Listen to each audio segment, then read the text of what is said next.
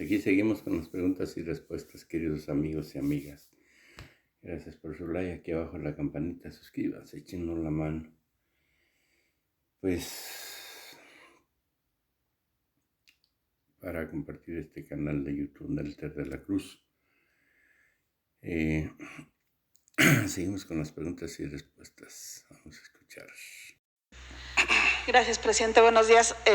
Primero, nada más precisar, ¿la vacunación entonces sería a mediados de octubre más o menos para los niños o si ya hay una fecha exacta? Sí, insisto que a diferencia del programa en adultos, donde vamos por fechas definidas abriendo centros de vacunación temporales en los municipios, aquí empezamos ya, en la primera semana de octubre se estarán haciendo todos los arreglos técnicos, la refrigeración, la cadena de frío, los consultorios específicos donde se van a establecer las vacunas para aquellas unidades médicas que son mayormente hospitales de segundo nivel, hospitales de tercer nivel, donde se atienden rutinariamente a estas personas para que ahí mismo les sean vacunadas. Pero es una operación más semejante a la atención médica que a estas acciones de salud pública. Entonces, empezará en la primera semana de octubre, en la segunda semana de octubre seguramente ya se estarán vacunando y continuará en dispositivos permanentes. Gracias. Presidente, preguntarle qué va a pasar con los migrantes que hay en Acuña. Veíamos ayer que estuvo el titular del Instituto de Migración, ¿qué reporte le da? Si se van a deportar, van a permanecer ahí. Ayer tenía el canciller una reunión con el secretario de Estado, si se llegó a algún acuerdo, ¿qué le reportó? Vamos a esperar a que regrese Marcelo Ebrard. En efecto, está en Estados Unidos y está tratando este asunto y otros. Entonces, si les parece, lo invitamos el lunes para que nos informe. El martes no vamos a poder porque tenemos que viajar a Sonora, pero el lunes sí. Nada más que sí vamos a estar aquí. El lunes además ¿qué agenda tiene?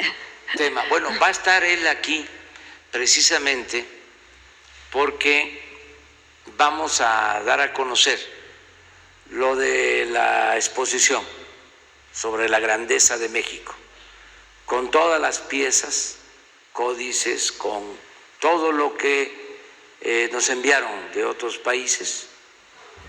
Esta exposición se va a inaugurar el día lunes, que es el día de la entrada del Ejército Trigarante, formalmente el día de la consumación de la independencia de México, el lunes próximo. Entonces se va a inaugurar esta exposición y vienen a dar a conocer sobre esta exposición la Secretaría de Cultura y el director del Instituto Nacional de Antropología e Historia, para que todo el pueblo sepa en qué va a consistir esta exposición, tanto en el Museo Nacional de Antropología como en el edificio de la Secretaría de Educación Pública, que es un edificio histórico que se va a convertir en un museo dedicado al muralismo mexicano, porque ahí están murales extraordinarios de los muralistas más importantes de nuestro país. También ese día se va a condecorar, se le va a entregar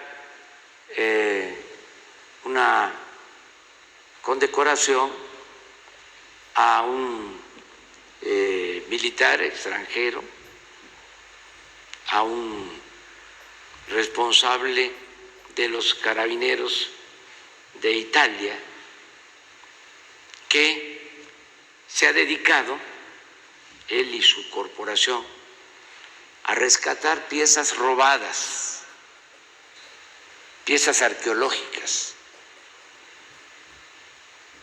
piezas que se han robado de México. Y ellos rescatan estas piezas, incluso de subastas, y nos han devuelto estas piezas. Es una labor extraordinaria porque no solo rescatan las piezas robadas, sino que no se quedan con las piezas, las regresan a su país de origen. Esta es una labor extraordinaria y por eso le vamos a dar este reconocimiento especial, porque nos traen también piezas recuperadas en subastas internacionales, en especial en Italia. También ese día, pues se va a informar sobre los festejos de la noche, porque se va a escenificar, va a haber una representación de lo que fue el ingreso, la entrada del Ejército Trigarante. Esto va a estar a cargo de la Secretaría de la Defensa. Va a ser a partir de las 8 de la noche, va a ser nocturno. Entonces es todo el lunes. ¿Viene el secretario de Estado? El secretario Marcelo Ebrard, porque a él le corresponde la entrega de esta condecoración, aunque lo voy a hacer yo, pero el trámite formal lo hace la Secretaría de Relaciones Exteriores.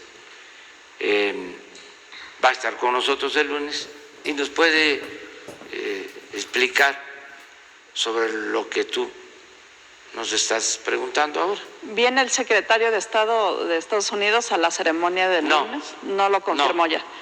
No, viene posteriormente, vienen otras personalidades, vienen representantes de todos los gobiernos o de varios gobiernos del mundo, vienen representantes del gobierno francés, vienen representantes del gobierno de Rusia, viene un representante del Papa Francisco, en fin, vienen muchos representantes de gobiernos extranjeros. Y luego se cerrará en Morelos, ¿verdad? Los 15 eventos emblemáticos, ¿o dónde va a ser lo de Morelos? Bueno, primero es bueno, lo de los yaquis, el 27, que es el martes. aquí. Al día siguiente vamos a Vicam, a Sonora, para ofrecer perdón a los yaquis y a dar a conocer las acciones del plan de justicia al pueblo yaqui. Esto es el 28. El 29, pues ya dije que vamos a estar aquí en la Ciudad de México, vamos a inaugurar los bancos de bienestar de la Ciudad de México. No todos, sino algunos. Ya vamos a empezar a inaugurarlos todos. Yo creo que para fin de año ya se tienen en la ciudad todos los bancos de bienestar terminados, equipados, funcionando. Y el 30 vamos a estar en el estado de Morelos, conmemorando un año más del natalicio de José María Morelos y Pavón, también en el marco de los festejos por la independencia. Y el lunes, que es día 4 de octubre, vamos a estar en Veracruz, 4 de octubre, en San Juan de Ulúa, porque se van a conmemorar los 200 años de la creación de la Armada de México. Y ahí terminan ya todos los festejos de este año, que comenzaron en Cuilapan, Oaxaca, donde se asesinó a Vicente Guerrero. Entonces, hemos llevado a cabo, creo que ya como 10 actos, y nos faltan 4. Sí, porque ayer terminé de hacer el 4.º discurso. Tengo que escribirlos pues con tiempo para que yo pueda dedicarme a otras cosas. Gracias, presidente. Solo para cerrar el tema de los migrantes, ¿no se ha contemplado la posibilidad de que el gobierno de Estados Unidos también otorgue recursos para la permanencia de los migrantes aquí en territorio mexicano, los que se encuentran sobre todo en la frontera, para que ellos puedan tener pues condiciones más dignas, digamos, mientras permanecen en México? Sí, pero hay que atender el fondo primero. O sea, no queremos que México sea un campamento de migrantes, queremos que se atienda el problema de fondo, que la gente no se vea obligada a emigrar, porque si no, continuamos con lo mismo, es retenerlos, ponerlos en albergues, y no enfrentamos el problema de fondo. No se ha invertido en desarrollo. Les decía yo que desde la Alianza para el Progreso, Estados Unidos no invierte en América Latina, en el Caribe, para apoyar a los pueblos pobres.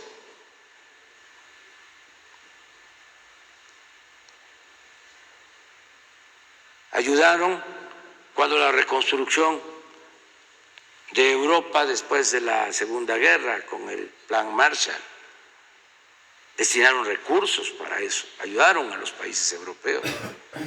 Luego con el presidente Kennedy crearon lo de la Alianza para el Progreso en los años 60, pero desde entonces no ha habido nada. En el caso de México, lo que se estableció fue el llamado Plan Mérida, que consistió, porque ya nosotros no hemos participado en ninguna acción de ese tipo, pero consistía en entregar armamento, helicópteros artillados. Hasta hace poco. Lo que pasa es que como hay amnesia política, se olvida. Pero, ¿qué hacían los presidentes del periodo neoliberal o los secretarios de Relaciones Exteriores con los secretarios de Gobernación, de Seguridad? Tomarse la foto recibiendo helicópteros artillados del embajador de Estados Unidos. Ese era el Plan Mérida. Ya no queremos eso. Queremos apoyo para el desarrollo. Y se equivocó Reforma, periódico conservador, porque, fíjense, dice, está cuestionando el bloqueo el presidente de México el bloqueo a Cuba, pero al mismo tiempo está solicitando apoyo de Estados Unidos. Sí, estamos solicitando apoyo de Estados Unidos, pero para los países de Centroamérica.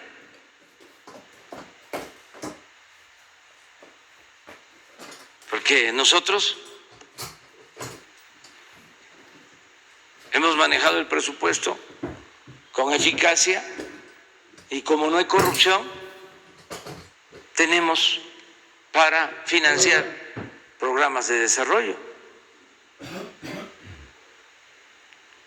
Entonces, lo que queremos es que cambie la política que se ha venido aplicando desde hace muchísimos años y que no ha dado resultados. Y esto lo entienden en Estados Unidos. Han sido sensibles a esta propuesta. Lo que sucede es de que se tardan mucho porque tienen que presentar la propuesta al Senado y les lleva tiempo. Luego empiezan a vincularse asuntos electorales, partidistas, que retrasan estas decisiones que son importantes para atender de fondo el problema migratorio y otros problemas. Pero hay muy buena relación y vamos a seguir. También para Haití se tendría que destinar esta inversión. ¿Mande? Y también para Haití se tendría que destinar esta inversión. Y buscar la forma de que intervenga Naciones Unidas, porque hay un completo desgobierno en Haití.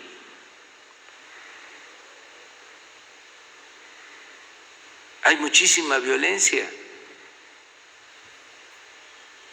Bueno, asesinan al presidente y hay bandas de delincuentes en Haití. No se puede olvidar eso. No es solamente atender a los migrantes haitianos que por necesidad salen de su país, por necesidad y por la violencia. Entonces hay que hacer algo y aquí la ONU se está tardando. Eso es lo mismo. ¿Y dónde están los organismos de defensa de derechos humanos a nivel internacional? Porque no es dar la espalda, voltear para otro lado. Hay que atender los problemas. Eso es lo que se está proponiendo. Gracias, presidente. Finalmente, si nos podría hacer un comentario justo de los investigadores que comentaba hace un momento sobre estas investigaciones que se realizan. Hay mucha polémica por estas investigaciones. Sí. Gracias. Pues me envió un informe la directora del CONACYT,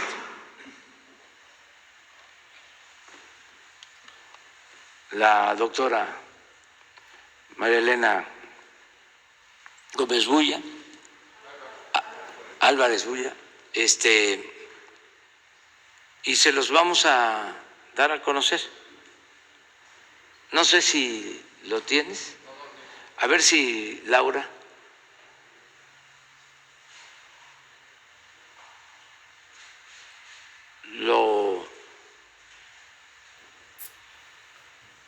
lo presenta, porque ahí explica qué es lo que está sucediendo, porque hay mucha desinformación. Entonces, a lo mejor hasta va a ser necesario que venga a informar personalmente. A ver si lo hacemos el miércoles, pero a ver si nos envían los documentos y los entregamos hoy. Son dos, uno más ejecutivo, donde explica lo que está sucediendo. Es un grupo de investigadores que formaron una especie de asociación civil y que recibían dinero del CONACYT.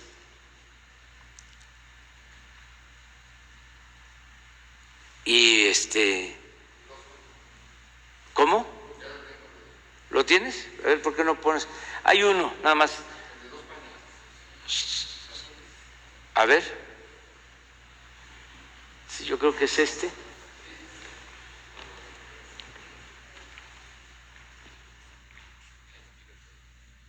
Aquí explica, pero es esto, mire, un párrafo. Entre 2002 y 2018, la asociación civil, la que tiene que ver con estos investigadores, recibió alrededor de 100 millones de pesos para proyectos de ciencia y tecnología y 471 millones de pesos para cubrir gastos de operación, entre los que se incluían choferes, celulares, servicios de bocadillos, salarios e impuestos de alrededor de 40 personas, comidas en restaurantes de lujo y viajes al extranjero. Asimismo, la asociación civil adquirió un inmueble de lujo en el centro de Coyoacán. ¿Por qué no en Iztapalapa? Con recursos que no justificó ante el CONACYT, además de que dicha asociación civil fue la instancia responsable de emitir el dictamen en 2007 que justificó las omisiones de las autoridades federales en relación con el rescate de los cuerpos y la ampliación de investigaciones relacionadas con la mina de Pasta de Conchos. O sea, en un grupo predilecto del régimen anterior. Entonces, como ya no se puede mantener estos privilegios, pues ahora se sienten perseguidos. Pero yo le pregunto a la gente, el combate a la corrupción ¿va a ser selectivo o va a ser parejo? Vamos a excluir a grupos, a potentados, a las élites, ya sea de la academia, de la ciencia, de la intelectualidad, a las élites económicas, o aplicamos el combate a la corrupción por parejo.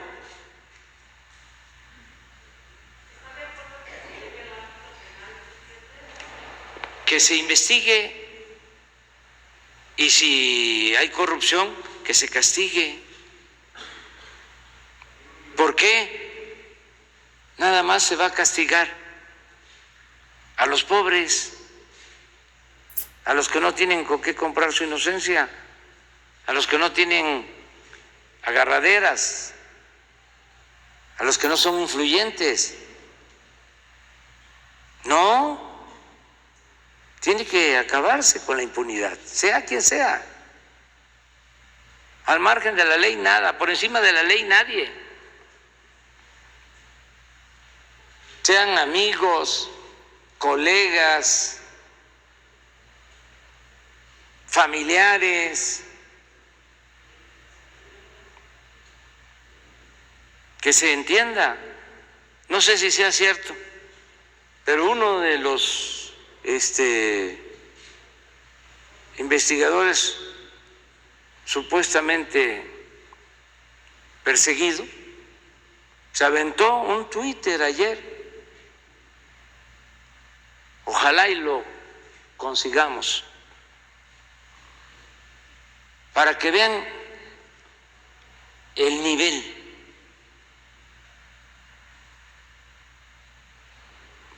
moral,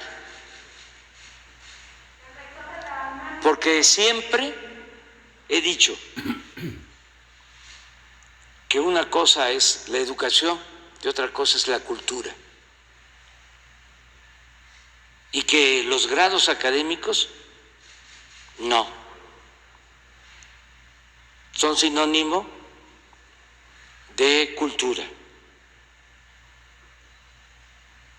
Se pueden tener altos grados académicos y no tener sensibilidad en lo social ni en lo humano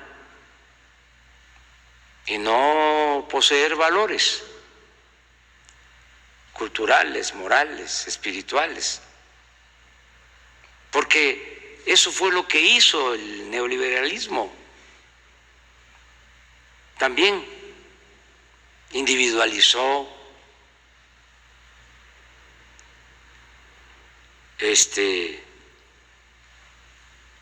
dejó sin dimensión social, humana, la educación, la investigación. Ojalá y se pueda conseguir. Sí, porque es de uno de estos señores que ofende a Beatriz y me ofende a mí, pero de manera vulgar. O sea, ¿qué tenemos que ver nosotros?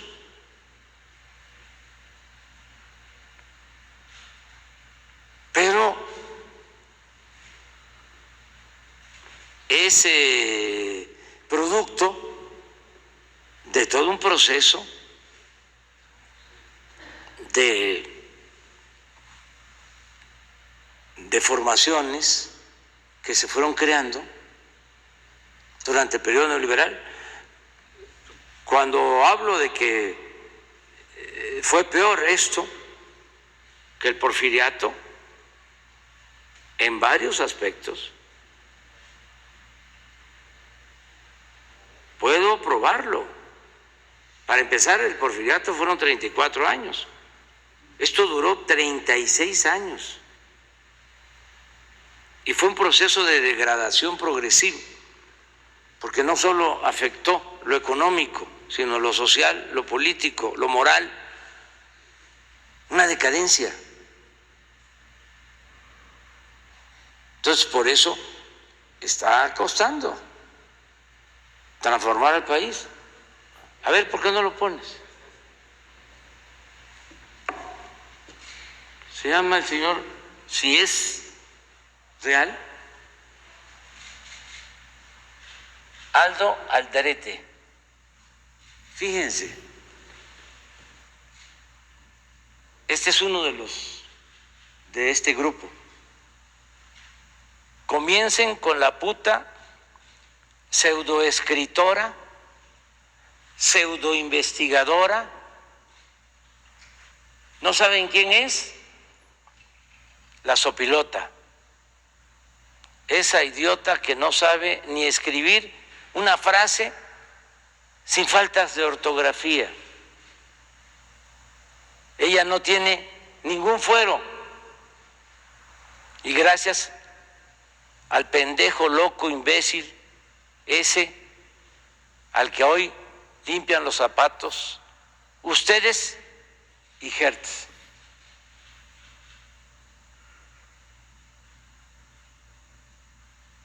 Como siempre hemos salido de la calumnia ilesos y tenemos tranquilidad en nuestra conciencia, pues lo podemos poner.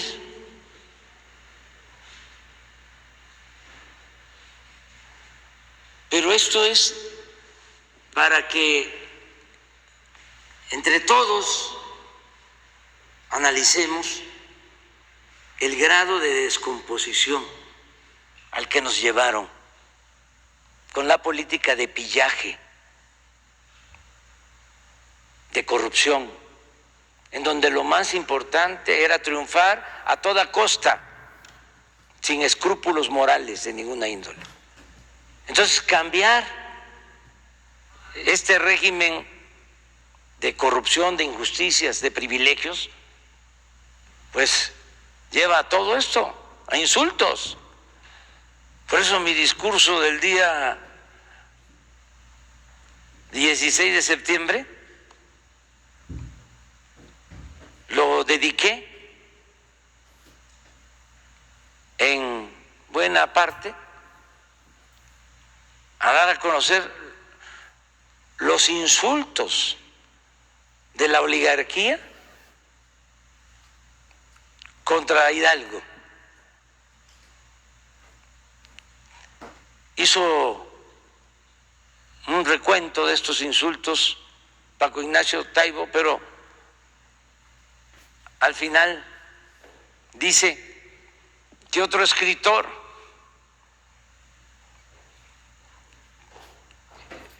hizo lo mismo y él no estaba enterado cuando escribió su texto. Y hay muchísimos más insultos, muchos más. Pero imagínense cuánto odio a Hidalgo por haber planteado la libertad de los esclavos, por haberles dicho a los oligarcas que su Dios era el dinero. Cuánto odio que le cortaron la cabeza y exhibieron la cabeza en la plaza principal de Guanajuato durante 10 años.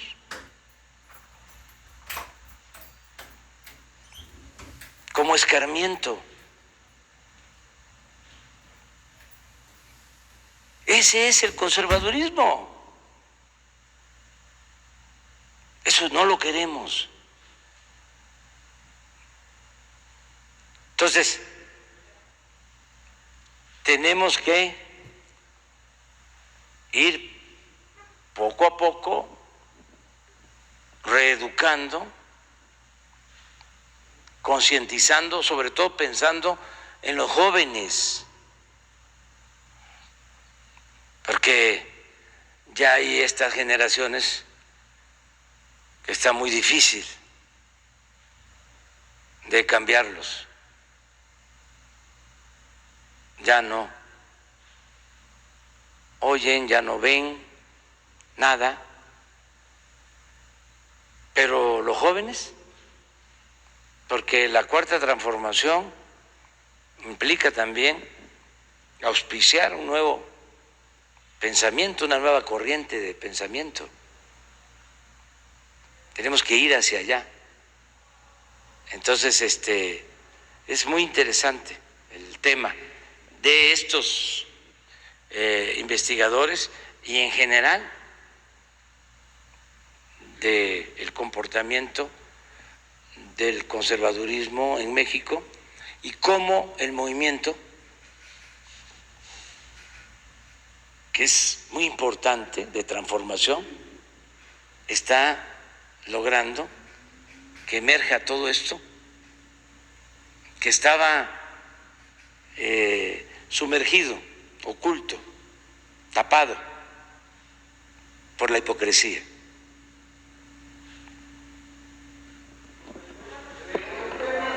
A ver, los dos.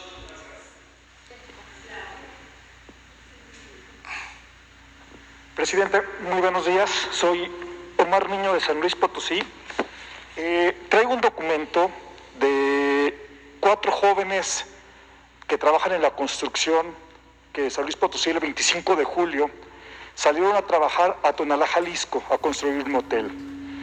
Fueron secuestrados, están desaparecidos y las 4 familias son muy humildes y la Fiscalía del Estado de Jalisco no está dando